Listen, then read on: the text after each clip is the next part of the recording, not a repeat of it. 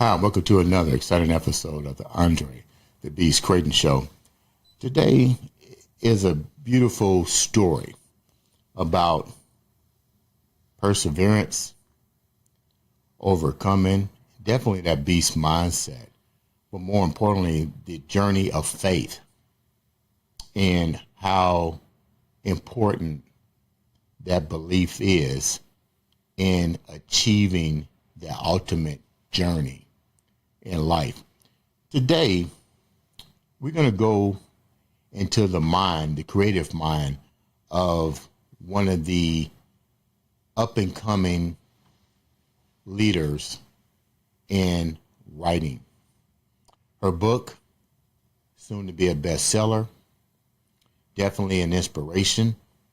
I'd like to welcome to the Andre The Beast Crayton Show, the one, the only, the award-winning author of the book, Faith Through the Fog, Miss Lisa Frank. What's up, Lisa? Hey, Andre. Great book. Great book we got here. Mm-hmm. Before we get started, so tell the viewers exactly who Lisa Frank actually is. Okay, well, I was an addictions counselor for 18 years. I've been out of that field for 17 years working in the medical field. And but I recently did return to school to complete my MSW in social work. Masters in social Masters work, right? in social work. Mm-hmm. And just writing. I wrote the book in 2017, and it has helped a lot of people to understand what mental illness is about, and also if someone read it that didn't have that involved in their life or anyone around them, they also came back and said how they were very encouraged, and it gave them that push to continue to persevere, that if we wait anything out in life, we can get through it. What was the journey for this book, Faith Through the Fog? Like, how much of this is actually your story in general? Because usually when authors begin to tell a story, it usually resonates from childhood into adulthood. Mm-hmm. How much of this is actually your journey, and how did it actually come about? Well, all of it is my journey. Okay. All of it. And it actually started at the age of 4 when I was hit by a drunk driver. My mother allowed me to go outside with my 8-year-old sister, and she went across the street to talk to a neighbor hanging out the window. And the neighbor, and when I turned around and saw her, I headed across the street and a drunk driver hit me. And I had a traumatic brain injury. My skull was, cracked. And right. Wow. And I have the scar, a lot of stitches on this side of my head. And I was, like I said, 4 years old, and the doctors gave my parents the prognosis that I'd either die or be a vegetable. And my family is a praying family. My grandfather was a pastor, and they came and prayed, and in 3 days I came out the coma. And the first thing I said was, "Mom, I'm hungry." Wow. And then 10 days later, I walked out of the hospital. When you're that age and you come out of a coma, you probably don't even remember none of that. No, I don't. I just remember coming home and having a bandaged head because they, of course, had to shave my head. And I only remember that because of an incident with my sister, who I later wrote about. We had a very antagonistic relationship from childhood that only escalated in my teens. What do you mean? What do you mean? Elaborate on that a little bit. Okay. I heard a sibling rivalry, but you're saying you guys had some shit going on. Yeah, it was a lot deeper than sibling rivalry. So in that incident that I remember her calling me bald-headed because, they had to shave off all my hair. And I remember being afraid because at 4 years old, you don't think, okay, it's just a hair, it's going to grow back, And I was always the story of the family whenever the aunts would tell my story and how impressed they were that, although I may have everybody has some challenges, but how I move through life in spite of that. So fast forward at You think your sister was, when you're that age, and it doesn't appear to be so much sibling rivalry as it may appear to be misunderstanding from the age category for both, but more importantly, you now are the center of attention. You almost was not there anymore. You are a blessing. Not saying that your sister wasn't, but maybe your sister couldn't comprehend all that. And I understand that. I could see it. I don't feel that in that time that they did a really good job introducing another child into the family either, like they do now, with books and different things. So when I turned 16, when I turned 16, we were in the house and it was in the morning, and she was already in the kitchen, and I came down to make my coffee and start my days at school. You're drinking coffee at 16? Yeah, my mother. Okay. My mother. I wasn't drinking coffee at 16. Yeah, I was, and that wasn't the water generation either. So, yeah, my mother grew up, very challenged as far as food, and so whatever we wanted, we got to eat. Okay. When I went to the sink to get my cup, she pushed me. And I had been going through years of, getting picked on by her and mistreated. So it was that day that I said, and it was the day before my mom's birthday. So it was that day that I said, you know how you think fast, I'm tired of this crap. And, I was getting ready to hit her, and she threw boiling hot coffee in my face. Wow. Mm-hmm. So now, was this your biological sister? Same mom, same dad. Where was your dad at? I hear a lot of. Okay, so my dad was a long distance truck driver. Okay. So his route was to haul oranges and grapefruits from Florida. So he was in Florida when it happened. And it was early in the morning. My mom worked kind of late. She worked on Wall Street, so she got home like around 8:30 or so. And so she slept in a little bit. But the door of the kitchen, the screen door, it was just closed, not the regular door, and her room was right above it. So she heard me screaming, and we actually ran past each other in the hallway, and she said, "What happened?" And I could hear her screaming. I said, "She burned me, she burned me." And so she said, I could hear her screaming at her saying, "What did you do? What did you do?" And so I was so upset, not so much from the burn, but I guess within me not believing that, my own sibling. I was going to say that somebody would do that. And how bad was the burns? Well, it was 2nd degree. And I went to lay on my mom's bed, and she pulled me up out of nowhere. I heard her screaming downstairs, but she pulled me up, and she was like, "Don't do that, because, your skin can tear if you. And so she started putting some ointment on my face, and then realized that it was worse than, So you had to go to the doctor for medical treatment. And we were just 3 blocks from the hospital. And so she just said, "Come on." And then what we didn't realize was I had on just my robe and underclothes. So the coffee had seeped and stayed right there in my bra, penetrating your skin even worse. So when we got to the hospital before we left, she said, "Oh, don't go anywhere. The police are going to want to ask you some questions." I was getting ready to say, when did child services pop your face? Child services wasn't what it is now. Nothing like it is now. Really? Really. So we went to the hospital. She was in the lobby. I was inside on the gurney. And the doctor came down, and by the time the doctor came down, I had all these blisters all over my chest. Mm-hmm. And he said, "Who did this?" And I think that just to even mouth those words, my sister just ripped me up inside. And he just said, "Oh, okay." And he just took a gauze and just ripped them off, all of the blisters. And he gave me ointment. They bandaged me up. I was bandaged up to here, up to my top of my neck. And so we went home. But while I was sitting on the gurney, I made a vow that I wasn't going to trust anybody, that if my own sister did this to me, then I wouldn't trust anybody.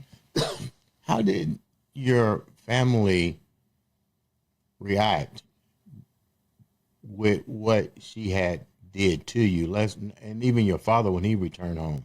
Well, it usually took, it was a 24-hour drive that he did in 18 when he heard about it. So he was eating up the road to get there, and I had older siblings that didn't live at home anymore. So they came, and everybody would just, pull the bandage back and see how raw I was. And then they would just be like, because it wasn't the first time that she's attempted to hurt me, because she's put poison in my food. She's put... Okay, wait. We'll be back after this commercial on this bullshit. This is a lot. This is crazy. This is some stuff that you probably only see in a science fiction movie, but this is real life murder she wrote in your house, basically about to happen. But my thing is, from a parent standpoint, I'm should have some deep ass questions about why my other sibling is causing harm to you. What happened repercussion wise to your sister? Nothing. No, because DIFUS, what we call it DIFUS in New Jersey, but Child Protective Services wasn't what it is today. And she said that to her, but my mom grew up in the church, and she didn't have any conflict resolution skills. So they didn't know how to deal with her. They just kind of let the stuff perpetuate. Mm-hmm. Okay, but you letting this stuff constantly perpetuate. She's poisoning your food, hot water on you. Jesus Christ, I hate to ask what else happened. But I'm going to ask, what else happened? So, there was two occasions there were more? Well, with the food where we had got into a disagreement, and so I would walk up to the pass station, get out of the house, walk up to the pass station and wait for my mom to come. And we walk home together, and I tell her what happened and what have you. And then I left my food on the table. And then when I went to reheat and eat my food, that's when I smelled the rat poison. Cyanide. Well, we had back in the day pest stores that you went and bought rat poison, so you knew that distinct smell because we had mice. So so you knew that distinct smell, and I was like, oh my. And so I told my mom, and then another time the same thing happened, and I went to go drink my we drank a lot of Kool-Aid at the time. Who doesn't? Right. What's your favorite? Back in the day, great. What was my favorite back in the day? Probably orange or strawberry. Yeah, orange. Mm-hmm. Yeah, I like orange. Yeah. Mm-hmm. So, and there was Top Job in it. We couldn't afford that. So so there was. So we drank. I went to drink it, and there was Top Job in it. So I told my mom. Top Job is cleaning stuff. Yes. Oh my God. So I did, tell my mother about it, but I think if your mother didn't have conflict resolution skills, what about your dad? He was a long distance truck driver, so he wasn't home a lot. But he sees these recurring domino effects. Somebody has to take charge on what's going on.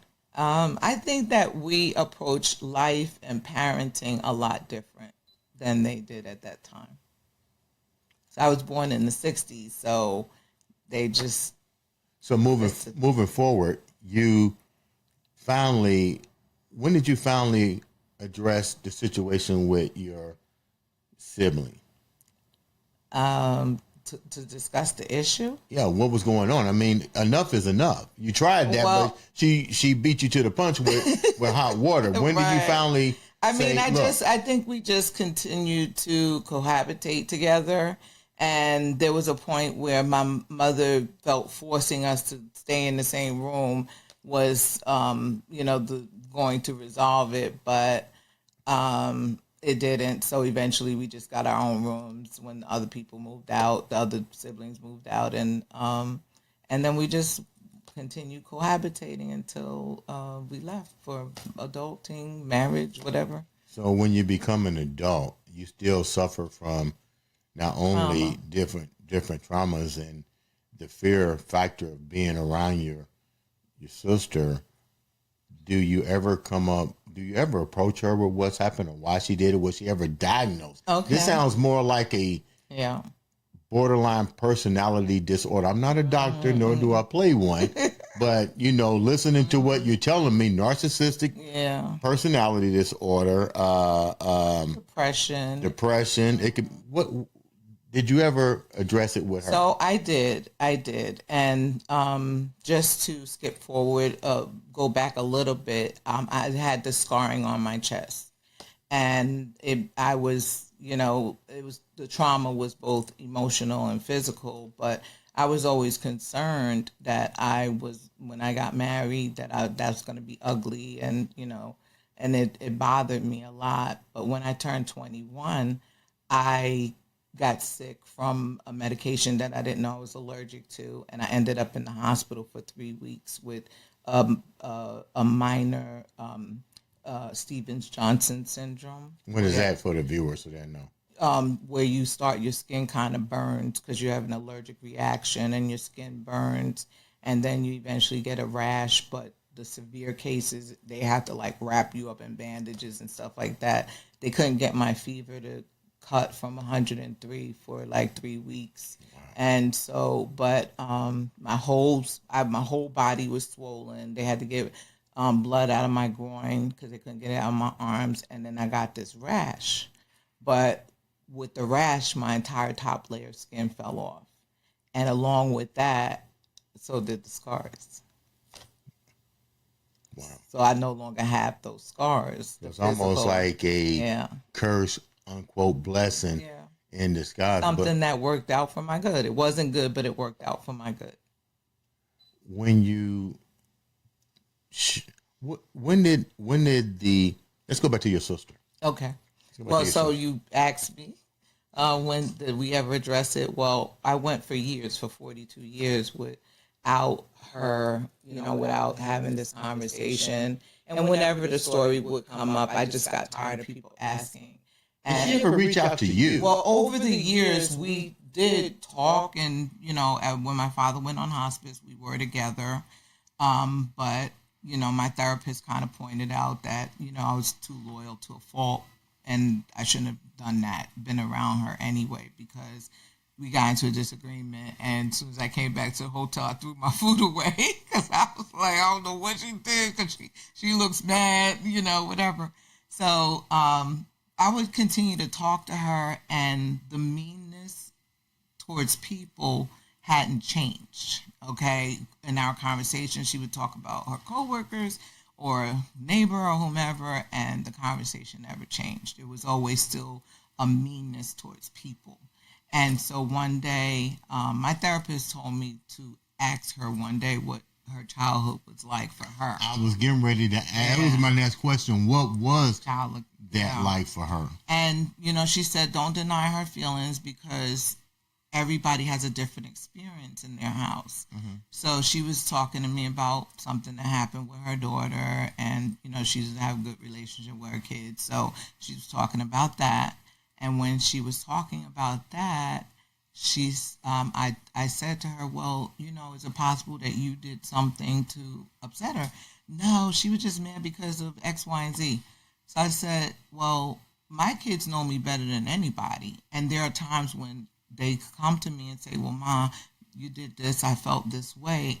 And I apologize because before we're parents, siblings, anything, we're human beings with flaws. Mm-hmm. And we don't always do everything right. And so is it possible? And so then I asked her the question. I said, well, what was it like growing up? Because you've, got let go from jobs because of, well, I got let go because I stood up for myself. And she was saying that I stood up for myself a lot. And so she said that my something about my brother had punched her in the face, and one time my dad hit her for no reason or whatever. And so when she got done, I said, "Well, do you want to know what my childhood was like, living with you?" And she was like, "What?" And I said, "You made my life a living hell." And she got quiet.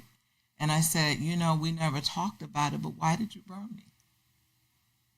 And so she said that I was about to choke her, that I was choking her. No, that I'm not about to. I was choking her and had her against the wall.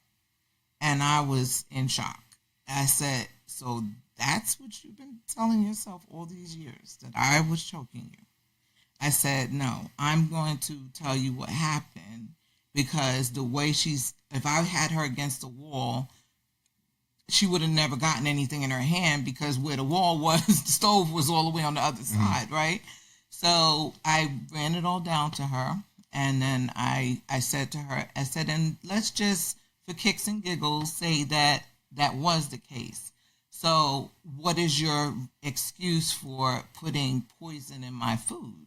What was I doing then to deserve that? Or cleaning fluid in my drink? Mm-hmm. So she just kind of got quiet. And I said, you're a very cruel person. And I said, and there's some problems there, and you need to get help. I said, because you're continuing the same pattern in the way you see people and approach people and interact with people, and you might want to deal with that.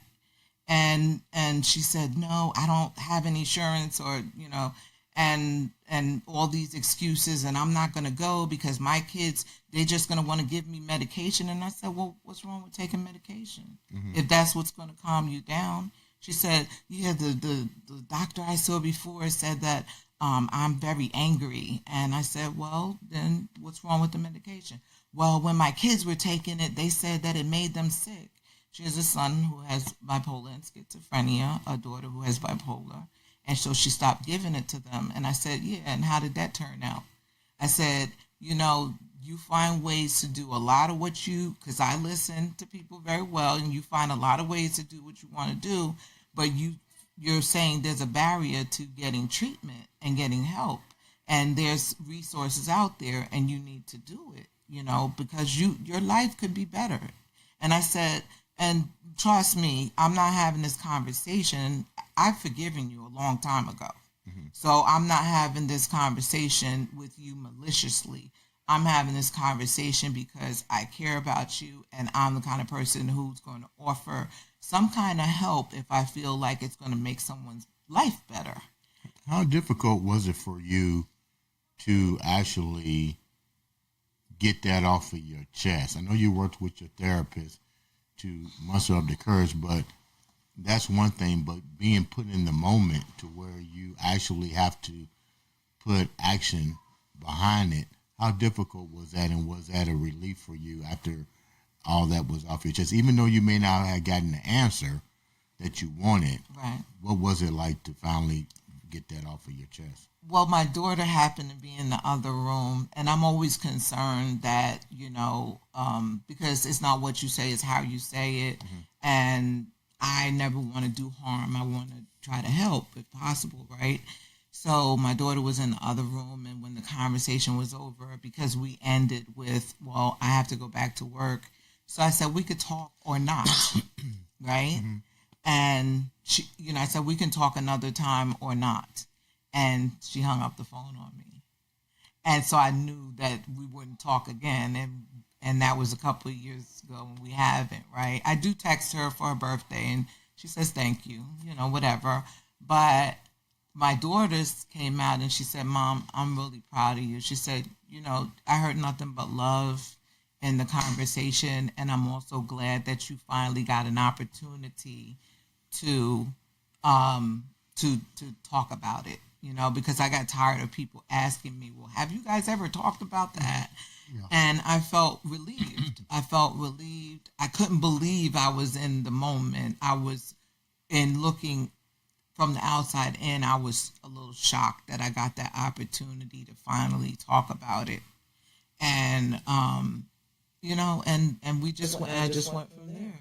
But the biggest question here is, and my hats off to you for taking that leap and working with therapists to not approach it with hate, but from love and putting yourself in her shoes, knowing that there was something there. You're not a doctor, but you know there was something there. With that said, you mentioned her having children. You mentioned the condition of the children. More importantly, did she ever become self-aware that she had issues that impacted you, and it clearly must be affecting her children because she's not resonating the behaviors?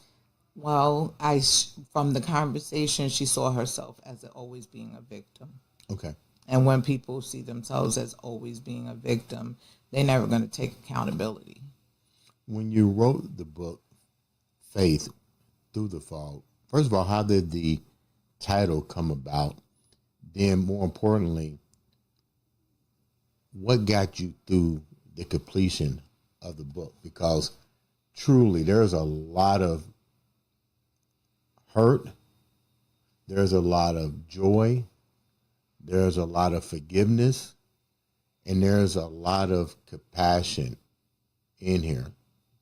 How did all this come about with this name? Well, the name Faith Through the Fog, first of all, people kind of misunderstand what faith is. And a lot of people, especially Christians, and that's what bothered me, have a tendency to deny mental illness. And I felt a burden to alleviate the stigma. And, God impressed upon me to write the book, because faith is not denying the existence of a problem.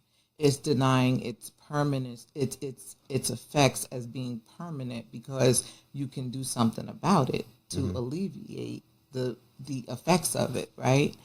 And one day I was driving home and exhausted because I took my son to boarding school, and I got stuck in a fog. And I had started the book, but so many feelings came up when I was caught in this fog. I kept thinking, oh my God, somebody might come behind me and not see me and hit me, or I might run into something. But I had to get to work the next day. I couldn't pull over. My daughter was in the back of the car asleep, and I couldn't pull over and stop until it passed. I had to go through it. So in relation to the book, when you're in the throes of a family experiencing mental illness, other things, or something's going on in your own life, or you have a coworker who's, behaving strangely, or, according to what we see as normal, right? You're in a fog. And sometimes you don't know, well, what is going to happen as a result of what's going on in your life right now. So my idea is, whatever kind of fog, that's when I began to see that whatever kind of fog we're going through in life, because we all have some sort of fog that we're going through, whether it be divorce, whether it be abuse, whatever, you are in a fog because you're wondering, like, how did I get here? How am I getting out of this? How do I push through it? I can't punch through it and get rid of it, especially like with grief. You have to go through it, right? But my idea is to say, have faith, but continue to go through it. But don't just go through it. Get what you need. Get the help that you need. It encourages medication, because a lot of people think, oh, having faith means you don't take medication. No, God created doctors. A lot of people don't want to go to therapy. That's horrible, because a therapist has the gift to pull things out of you and make you face it. Make you face it and deal with it so that your life can be better. If you didn't have those resources, what do you think your life would have been? Would you have been a victim? Because you clearly was living in a state of fear-based, paranoia. If those resources wasn't there, what do you think your life would have been? Well, I was very suicidal as a child, as a teenager because of it. Um, Thank God I had a few teachers who saw, when I went to school that, something was on my mind. And I remember having this one teacher, Mr. Pisa, and he would always have me sit next to his desk every day. And some days I would just sit there and cry. I didn't say anything. I just would cry because I felt so overwhelmed. And my parents were great parents. They were affirming, they were loving, they were encouraging, but they failed at protecting me, right? So, for whatever reason, I still feel like they did the best that they could and what they knew how to do. And they were in their own fog about different things as well, right? So I didn't feel protected. So I'd often go off by myself contemplating suicide, sometimes for hours just sitting someplace publicly. There was a cave in the back of this college, and I would go back there sometimes and just sit for like 2 hours and just cry. And my therapist later told me that that was a coping mechanism that I learned, right? But I'd also at times contemplate suicide. And there was a time when I did cut my wrist, but I cut it more so wanting help, somebody to understand that I was really hurting, that this is a lot, right? But I didn't go all the way with it. I didn't have the courage to go all the way with it because I had an older sister who had gotten pregnant out of wedlock, another sister who's, showing some signs of, some mental illness and disappearing for weeks. And I saw my mother cry all night and get up and go to work.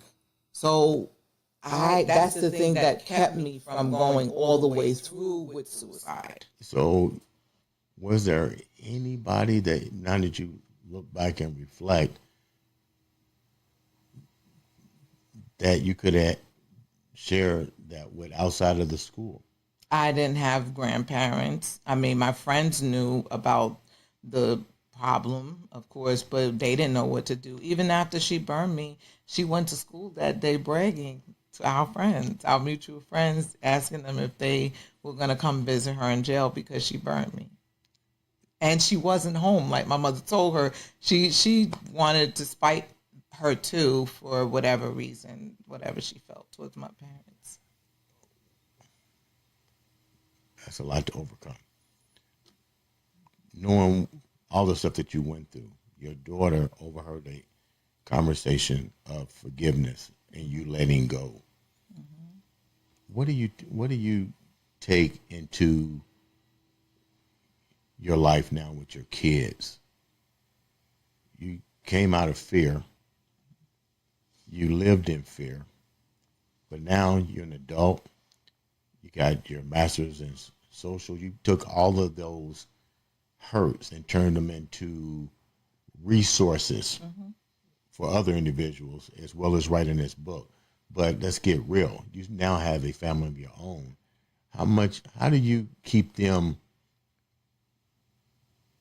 grounded, open, and help them understand what you went through? So the same thing, because it sounds almost like it's happening, it's these things of mental illness has been surfacing in your family's bloodline. What do you do to keep your family from being infected? Well, my kids watch me go through, I was with their dad for 28 years. And we parted ways 13 years ago. And I've, since that time myself, been, in therapy and, what have you. And when I first left, because of things they heard him say, I don't believe in talking about the other parent to a child because they're a part of that parent. So you're tearing them down also. So things they heard him say about me, they really didn't know who I was until I was gone, like maybe 3 years after. And I always shared my journey with therapy, and our relationship was just tumultuous in front of them. And so now we're all in that position after I leave of walking out of this. My daughter stayed with him because she was 18 and her boyfriend lived around the corner, and my son left with me. And so he was 14 or 15 at the time. And so them seeing me go through that relationship and experiencing my own diagnosis and how I wasn't treated well by him during that time. And, like even, that's a part of my story. So that's in the book as well. Relationships, having relationships when you know that, this problem exists. And I asked my daughter, I said, so what do you think about what I wrote? She said, well, I felt like you made a lot of excuses for him. And I said, no, I didn't make excuses for him. I want people to focus on what I'm trying to convey and not see him as a bad person, because he is a nice person, and he is a very funny person, and he's very intelligent. Or I wouldn't have been with him, right? That's what I was going to say. Right? You wouldn't have been with him. But he just stopped being those things to me.